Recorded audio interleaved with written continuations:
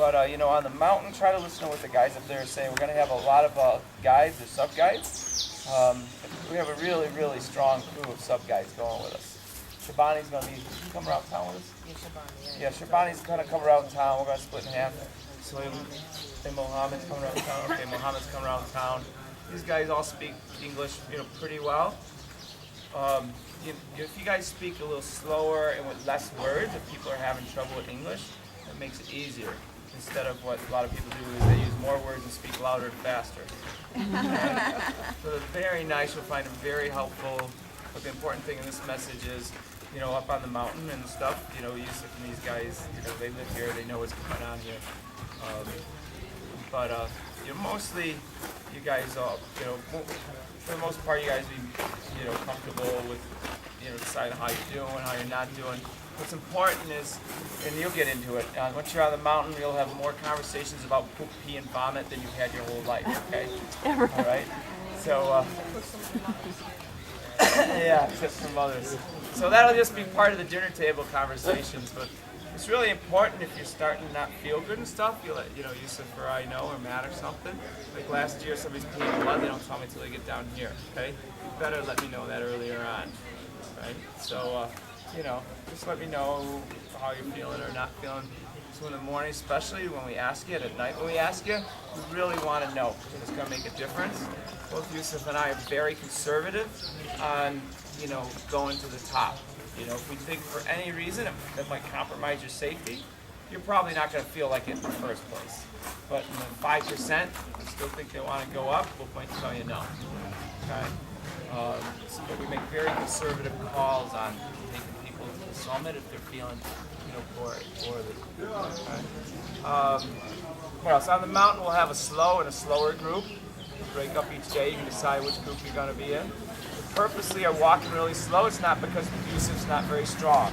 And Mohammed's not very strong. Okay?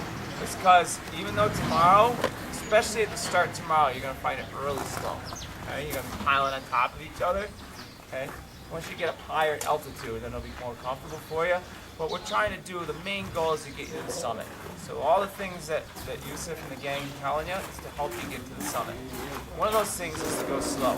If you go so slow that you never ever breathe hard at all, you're going to acclimate better and you're going to have a better chance of getting to the summit.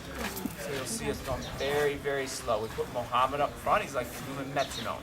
I've never seen anybody who walk more consistent at a slow pace. Okay? And besides, okay, so there's no movie. So we don't need to be the elite. Yeah, so you know, it's just, think of it as just a social time. This is more like a social thing than what might be used to hiking, training, climbing mountains. Except for a summit night, most of the rest of it is very social. Get to know each of the people here, you know. So that's about going slow, about drinking water. One of the things that helps you acclimate is to drink water. You get less headaches and stuff. So if you're drinking enough water, then we don't have to do the urine test.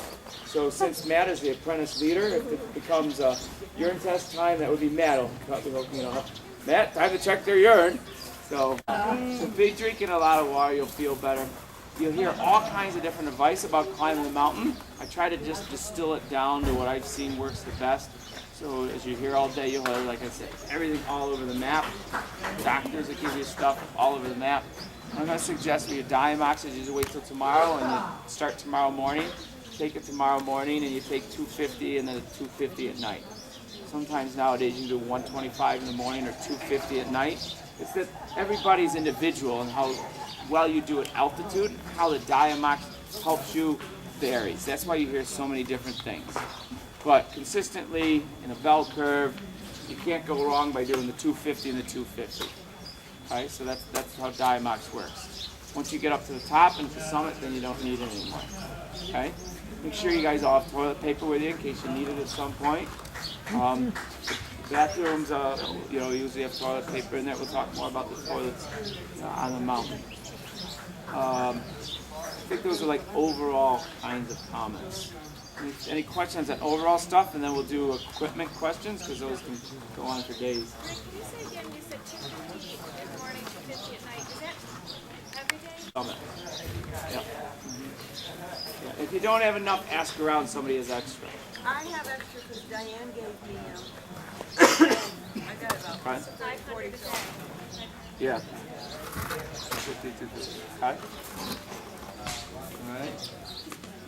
All right. You want to talk about what to pack for a minute then? We're doing okay on time. We got time to talk about it. Yeah. Okay.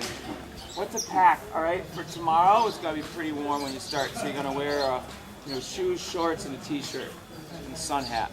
And your day pack tomorrow is gonna be 3 liters of water, a rain jacket, rain pants. Okay. That's about it.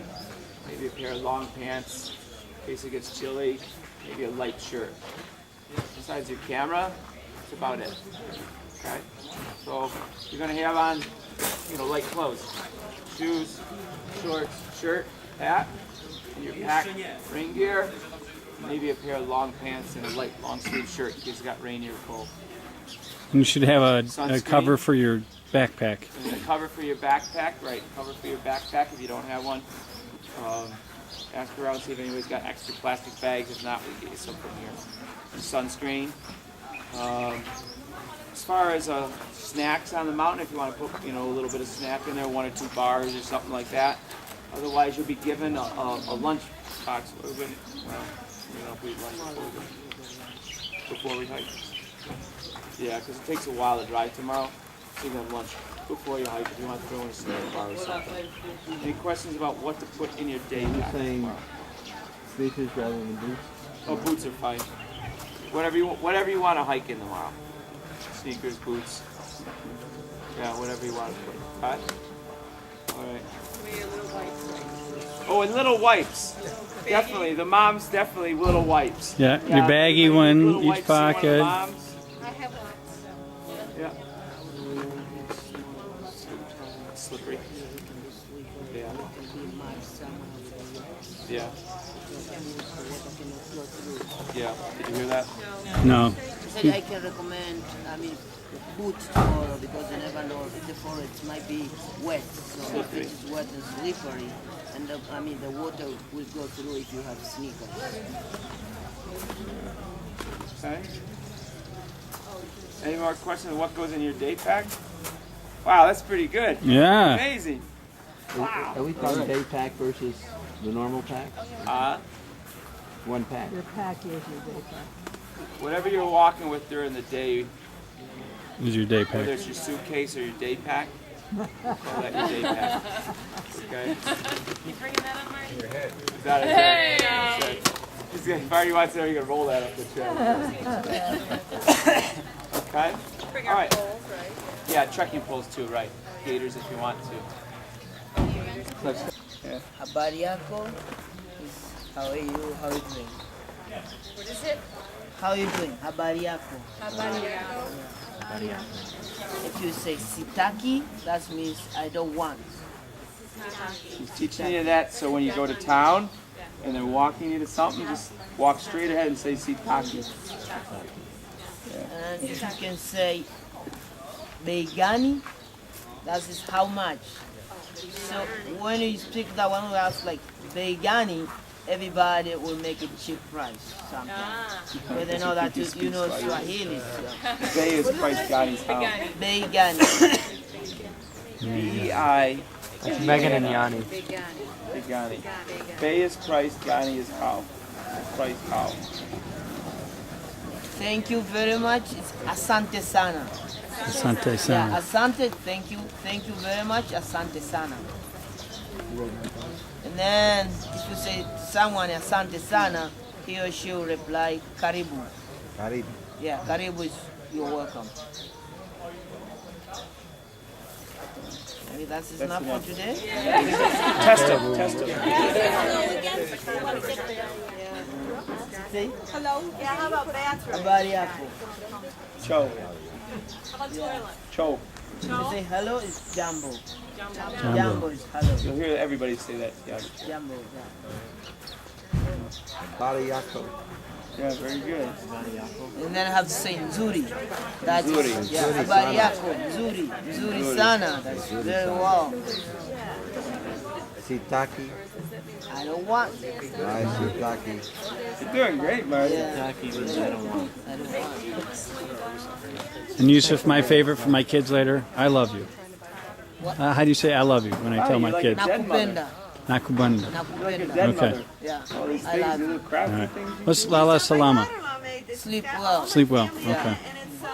Lala salama, sleep well. What's Zuri? Zuri? Zuri, that's good. Good. So I'm doing Zuri. Yeah. Yusuf, what did you say? I love you was?